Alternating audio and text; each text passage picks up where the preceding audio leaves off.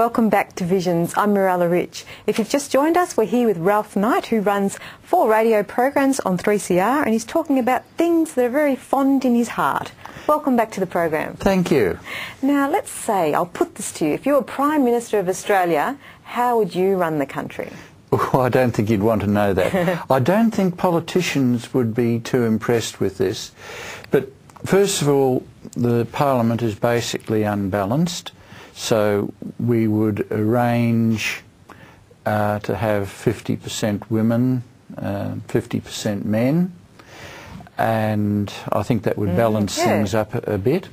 The next thing is that we could do away with voting.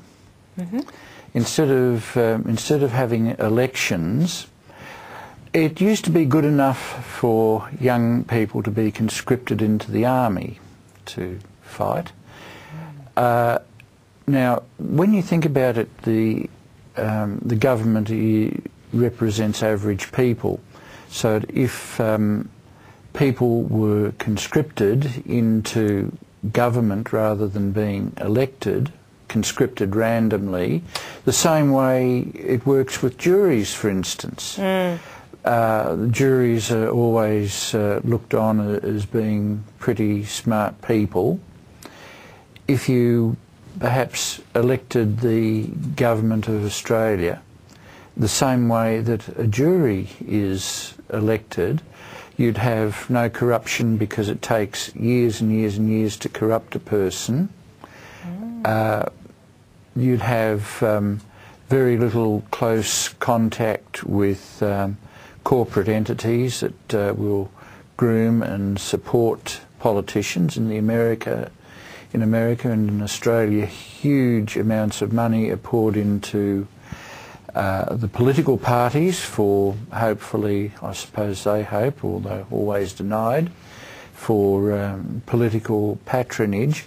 All of that would go, and you'd have a fairly seriously minded Parliament looking at the real issues. And because I've come straight from the grassroots of society, they would be looking more towards running Australia for the public. That's just an idea. And why did you think about no voting? What was that? Why was that suggested? Well, simply that voting is a form of circus, if you like, and although you can't come out and say it's corrupt, one very often gets the feeling that large corporate entities once again are affecting the way people vote. Constant advertising, the manipulation of the media to make particular politicians look brilliant or stupid.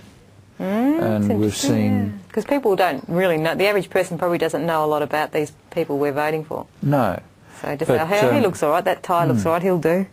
Yeah. You know, who knows why people choose who they choose. But you often hear, say perhaps Rupert Murdoch has to be on side before you can get elected. Those sort of expressions. How true that is, I don't really know, but I still think that the political system is to some extent manipulated by the media. Okay, and what are your thoughts on the media, on the news, the way the news is reported?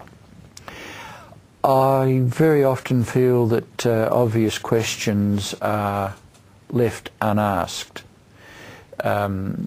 Recently there was a controversy to do with children's advertising, and there was a series of advertisements depicting children throwing away perfectly good school lunches and eating some prepared fruit concoction from a fruit company. and it depicted them throwing it away, and the idea of this particular product being far preferable to a conventional school lunch. At the same time, there was a lobby going to the government wanting advertising in children's hours far more regulated. The response was to it's the responsibility of the parents to supervise their children. And then the next thing we see, oh, children are our first concern.